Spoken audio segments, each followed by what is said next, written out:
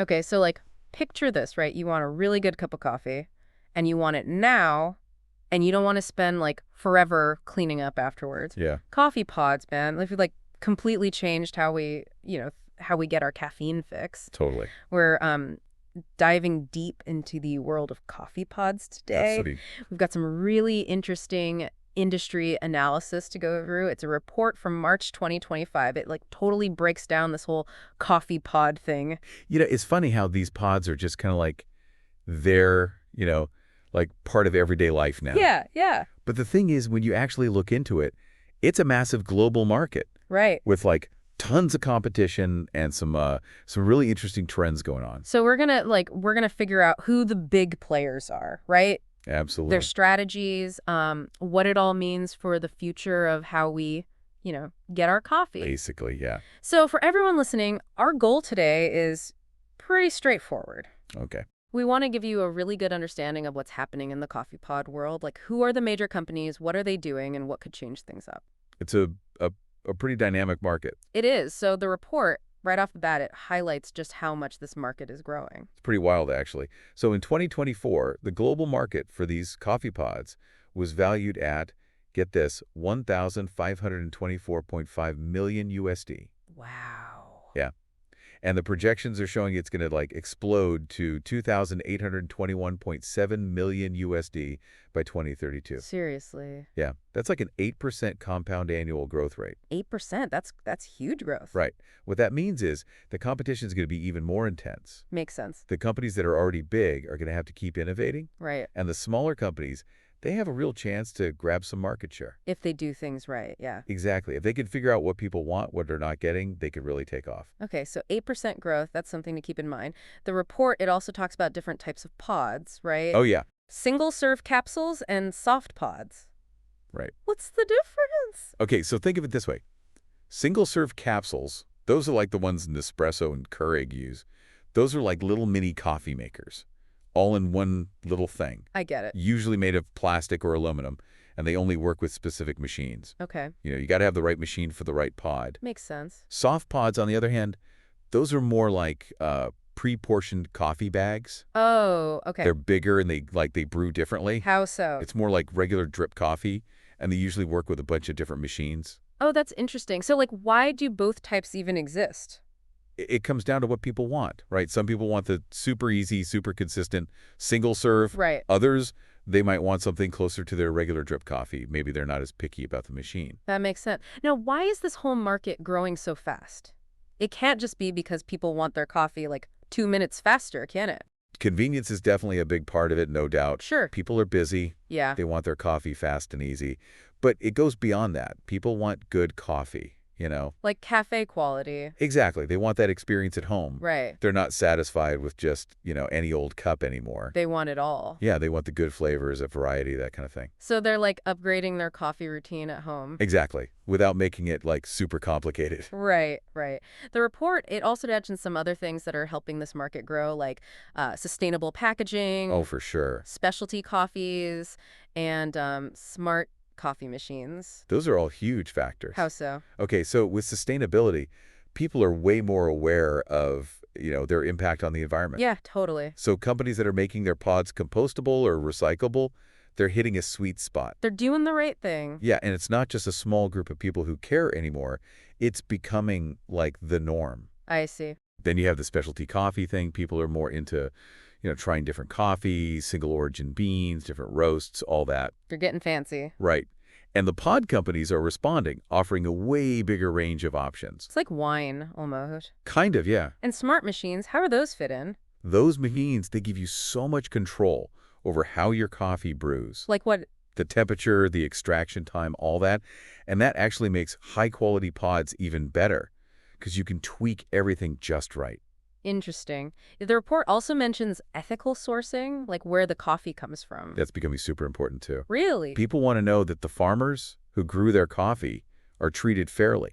Right. So companies that can prove they're doing things ethically, that's a big deal for consumers. It builds trust. Exactly. And that translates to, brand loyalty and sales. So it's not just one big market, right? The report talks about segmentation. What does that mean? Basically, it means there are different groups of coffee pod consumers out there, Okay. different needs, different preferences. Like what? Well, we already talked about pod types. Capsules versus soft pods, right? Yeah. And then there's the material of the pod. Plastic, aluminum, plant-based, paper-based, That's tied to sustainability, right? big time. And then this is a big one, what machines the pods work with. Oh, yeah, that makes sense. The big three are Nespresso, Keurig, and Dolce Gusto. Right. They all have their own systems. And then there are other players, even some pods that work with anything. So it's like if you buy an espresso machine, you're stuck with Nespresso pods. Pretty much, yeah. That creates like separate little markets within the bigger market. Exactly. And it's not just for home use either. Think about offices, restaurants, all that. So geographically, is this growth happening everywhere? North America and Europe, those are still big markets. Those are the established markets, yeah. Right, but the report, it really highlights Asia-Pacific as the next big thing. Really? Big time. Cities are growing, people have more money to plan, and coffee culture is booming in places like China and India. Wow, so there's a huge opportunity there. Massive.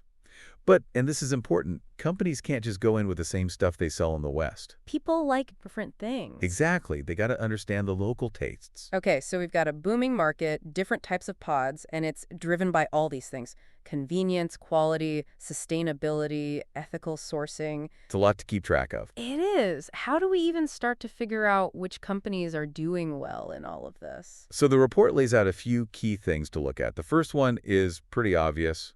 What's that? Money. Revenue, you mean? Yeah, revenue and market share. Basically, how much money are they making and how much of the market do they control? Follow the money. That's always a good start. What else matters? Their product portfolio, like what kind of pods are they selling? Okay, It's not just about how many different pods they have. It's about the quality. I see. Do they have blends, single origins, organic, fair trade? What kind of roasts, flavors, origins? And this is big for consumers. What machines do their pods work with? Right, because if you have a Keurig, you need Keurig pods. Exactly. The report specifically mentions Nespresso, Keurig, and Dolce Gusto compatibility. Those are the big ones, yeah. Okay, so a good range of products, good quality, and compatibility with the popular machines.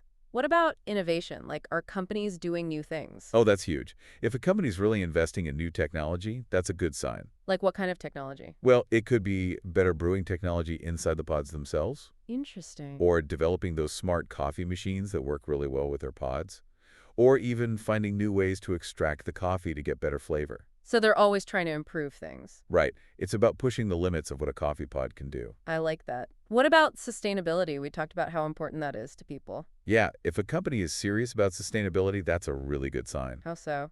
Well, are they making their pods biodegradable or compostable? Are they trying to reduce their environmental impact in other ways? Right. Because, that's what consumers want, and it's also good for the planet. Makes sense. And in a market with so many different companies, how do they stand out? That's where customized solutions come in. Like what? Like, do they have flavored pods? Oh, right. Cold brew pods, single origin coffees from specific places. So they're finding specific groups of people to sell to? Exactly. It's about finding your niche. Okay, so we've talked about the product itself, the technology, sustainability. What about, like, the company's overall reach? Global presence is a big factor. Like, do they sell all over the world? Yeah, can they reach different markets, have good distribution, build a customer base everywhere? That's important for growth, yeah. For sure. And the report also looks at how much they're investing in research and development. So, like, are they thinking about the future? Exactly. Are they trying to innovate, adapt to what people want? And then there's strategic alliances. What's that? Like, are they working with other companies? Okay. Maybe coffee farmers, sustainability groups, even other food and beverage companies. Those relationships can really help a company grow. An online presence, that's got to be huge now, right? Oh, yeah. E-commerce is essential. Can they sell directly to consumers online? Do they have subscription services? That's how people buy things now. Exactly. So all of these things together, they give us a good picture of how these companies are doing. So let's talk about the big players. The report names the top 5 companies making coffee pods. Who are they? The big 5, the ones that are really dominating the market, they are Nestlé, Keurig Dr Pepper, JDE Peet's, Starbucks, and Kraft Heinz. Big names, for sure. Let's start with the biggest one, Nestlé. What makes them so dominant? Nestlé, they've got Nespresso and Nescafé Dolce Gusto. Those are big brands globally. Yeah, I know those. They're huge. In 2023, their total sales were $99.4 billion USD. Wow. And the coffee pod part of that was $6.8 billion USD. That's a lot of coffee pods.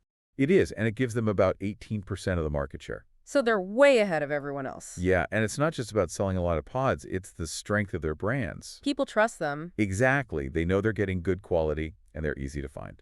18%, that's a huge lead. They must be making a ton of pods. Oh, yeah, they're producing over 15 billion pods every year. Billions. Yeah, it's crazy. And they've gotten there by constantly coming up with new things for their single-serve system. Makes sense. Always trying to make it easier and higher quality for people to make coffee at home or at work. Nespresso especially. That's like the fancy coffee pod, right? Totally. They've built that image really well. And then Dolce Gusto, they have a bigger range of drinks. So they appeal to more people. Exactly.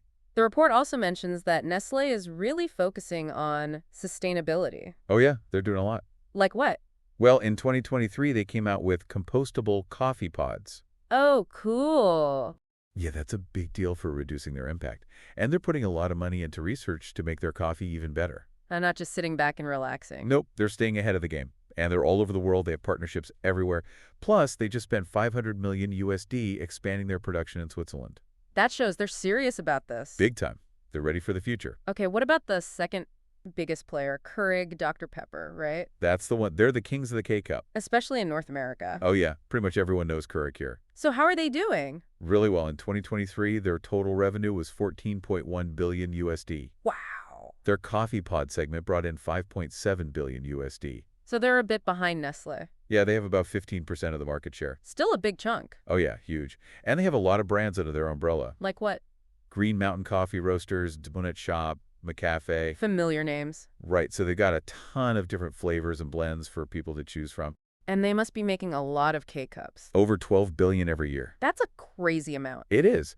And they're also getting on board with sustainability. They've got recyclable and compostable K-Cups now. Good to hear. Yeah, and they're investing in technology, too. They have this Keurig Smart System. What's that? It lets you customize how your coffee brews even more. Oh, that's cool. Yeah, it's all about giving people more control.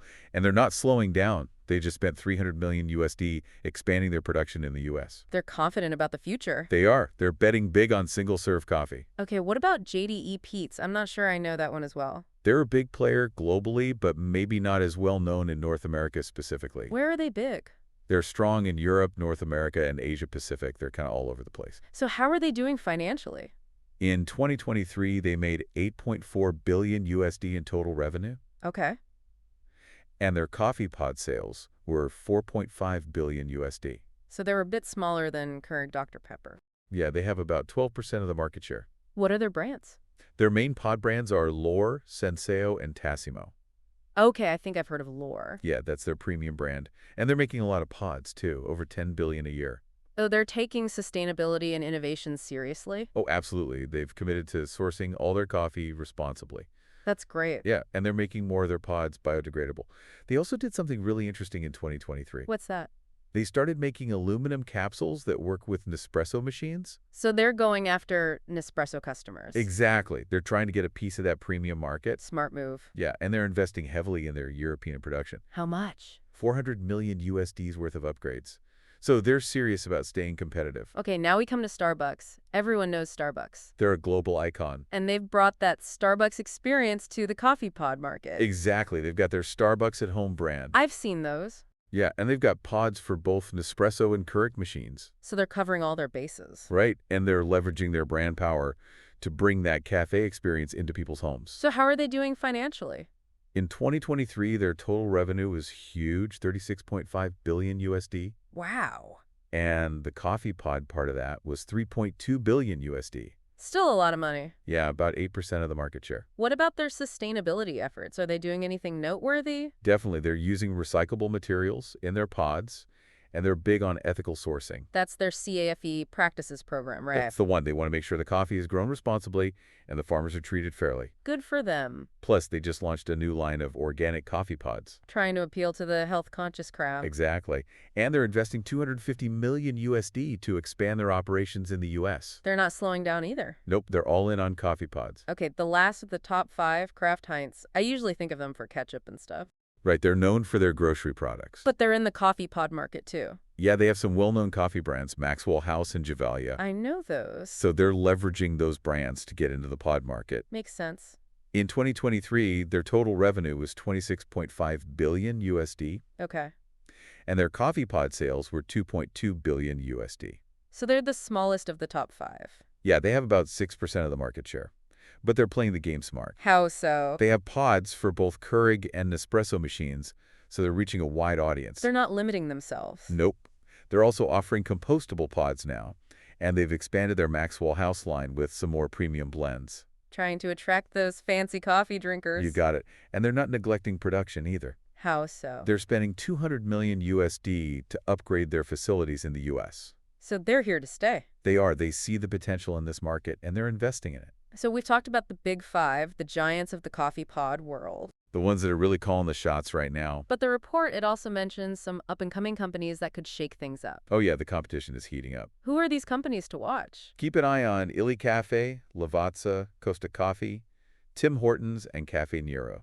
Some familiar names in there. Right. They might not be as big as the top 5 yet, but they're doing some interesting things. Okay, let's talk about them one by one. What's Illycaffè's strategy? They're all about quality and sustainability. They're from Italy, and they have this really well-known blend of 100% Arabica beans. They're like the coffee purists. Exactly. And they're making their pods compostable and recyclable. Good for them. Yeah, they're really focusing on being eco-friendly, and they're expanding in Europe and North America, going after that premium market. But they're trying to take on Nespresso. In a way, yeah, they're offering a different kind of premium experience. What about Lavazza, another Italian company? They're also all about premium blends, and they've been really innovative with their single-serve systems. So they're not just copying what others are doing. Nope, they're coming up with their own things. And they're offering more organic and fair trade coffees. That's important to a lot of people. It is. And they're making deals with coffee machine manufacturers to make sure their pods work with lots of different machines. So they're trying to be accessible. That's the idea. They want to be in as many homes as possible. Now, Costa Coffee, they're a big coffee shop chain, right? Yeah, mostly in the UK. But they're trying to bring that coffee shop experience into people's homes with their pods. How so? They're offering unique blends, focusing on sustainable sourcing, and they're putting a lot of money into research. Researching what? New ways to make their pods even more eco-friendly, and they're really focused on growing in Europe and Asia. So they're thinking globally. They are. They see the potential in those markets. Okay, what about Tim Hortons? They're huge in Canada, right? Yeah, and they're growing in the US too. What's their strategy for coffee pods? They're playing to their strengths. Which are? Brand recognition. People know and love Tim Hortons. It's comfort coffee. Right. And they're keeping their prices competitive. So they're trying to be the affordable option.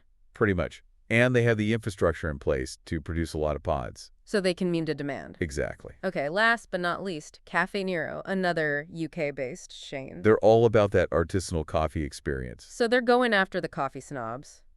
In a way, yeah. They're using high-quality beans, they're committed to sustainability, and they're using biodegradable packaging. They're ticking all the boxes. Right, and they're really pushing their online sales, trying to reach people who might not go to their coffee shops. Makes sense. So all these companies, they're challenging the big five in different ways. They are. They're focusing on specific things, whether it's quality, sustainability, or price, and they're trying to find their niche. It's like a David and Goliath situation. Kind of, yeah. And it's good for consumers because it forces everyone to keep innovating and improving. So let's say someone wants to get into the coffee pod market right now. It's a tough market to crack. It is. What would you tell them? What do they need to do to succeed? Okay, first things first, they need to get up with something truly innovative and sustainable. Like what? Well, recyclable is good, but biodegradable or compostable is even better. Right, those are the buzzwords now. Yeah, and they need to figure out how to keep the coffee fresh for longer. Maybe nitrogen flushing or really good airtight packaging. People don't want stale coffee. Nope, nobody wants that. And they need to use high-quality, ethically sourced beans. Which can be expensive. It can be, but it's what consumers are demanding. So they need to find a way to do it cost-effectively. Exactly. And they might want to think about focusing on certain regions. Like where? Asia Pacific and Latin America, those are the markets with the most growth potential. But those are different cultures, different tastes. Right, so they need to partner with local companies who understand those markets. Makes sense. And they might want to focus on specific types of coffee, like premium or specialty blends. So finding their niche, like we talked about before. Exactly. It's about finding the right group of people and giving them what they want. So it's a tough market, but there are ways to succeed. There are. It takes innovation, a commitment to sustainability, and a deep understanding of the market. This has been a really insightful look into the world of coffee pods. It's a fascinating market, that's for sure. So for our listeners, what are the key takeaways here? Well, the market is booming, and it's incredibly competitive. The big five companies are in control right now, but they're being challenged. And sustainability and innovation are key. Consumers, want their coffee pods to be eco-friendly, and they want companies to keep coming up with new and better things. So the future of coffee pods, it's all about finding that balance between convenience, quality, and responsibility. Absolutely. And that makes me wonder, what will the coffee pod of the future look like? What will it be made of? Yeah, how will technology change things? It's exciting to think about. And it shows how our everyday choices, like what kind of coffee we drink, are connected to bigger issues like sustainability and technology. It's all connected. Thanks for joining us for this deep dive into the world of coffee pods. It's been a pleasure. It's been great to have you here. Thanks for having me. We'll see you next time. Sounds good.